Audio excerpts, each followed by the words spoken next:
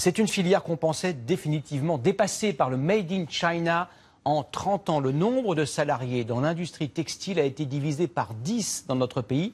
Et pourtant, vous allez le voir, ce déclin n'est pas inéluctable à condition d'innover. Armelle Hanou et Cédric Even ont pu prendre la mesure de cette renaissance dans la Drôme et la Loire. Des métiers qui tournent 7 jours sur 7, 10 à 15% de croissance sur les 2 dernières années. Absentéisme proche de 0, 70 salariés.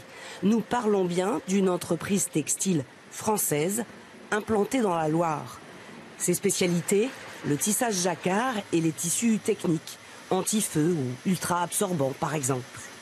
On est à l'aube d'une révolution textile extraordinaire. Dans les 20 ans ou 30 ans qui viennent, tous les textiles seront connectés.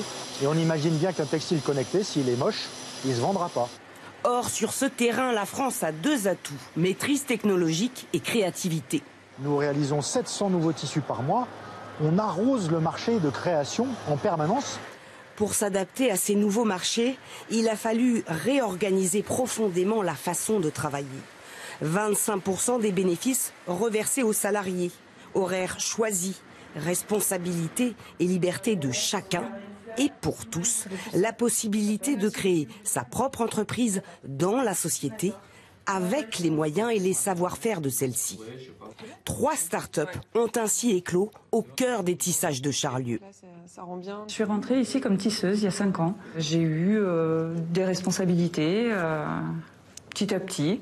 Et du coup, je me retrouve ici avec des décisions, des responsabilités à prendre. Je pense que le fait qu'on nous fasse confiance et qu'on ne soit pas fliqué, du coup, on est plus autonome, plus créatif, on a plus l'envie d'aller travailler le matin.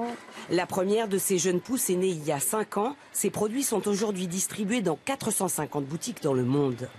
Avec l'étole, on a su prendre ce parfait changement du biologique, du développement durable, puisque toutes nos étoiles sont en 100% coton bio. Autre exemple, dans la Drôme cette fois. Inconnu il y a 3 ans, Thomas Huriez a entièrement remonté une filière française de fabrication de jeans. 21 emplois créés sur 3 ateliers, un chiffre d'affaires multiplié par 10. Il partage avec l'un de ses voisins, la Fuma Mobilier, la volonté de promouvoir la production hexagonale. Ils ont mis leurs idées en commun. On est 2 entreprises labellisées Origine France Garantie. Et comme on est à 26 km l'une de l'autre, l'idée de faire un produit commun qui finalement réunisse le savoir-faire de la Drôme, c'était pour nous un peu l'évidence. C'est chouette un peu de croiser nos univers et nos clientèles. Allez. Le résultat, un fauteuil nomade en super de Nîmes, tout juste lancé, les nouvelles idées fusent déjà. Mettre le logo de leur club de foot préféré ou un petit mot à leurs parents. Par exemple, cette poche, c'est issu d'une discussion comme on a aujourd'hui finalement. Et on a créé grâce à ça une poche qui est fonctionnelle où on peut mettre un smartphone. Rien n'est encore sûr, mais les clients pourraient bientôt personnaliser leur fauteuil ou leur jean grâce au délavage laser. Moins gourmand en eau et en électricité et surtout sans produits chimiques, car le textile français se veut désormais durable et responsable.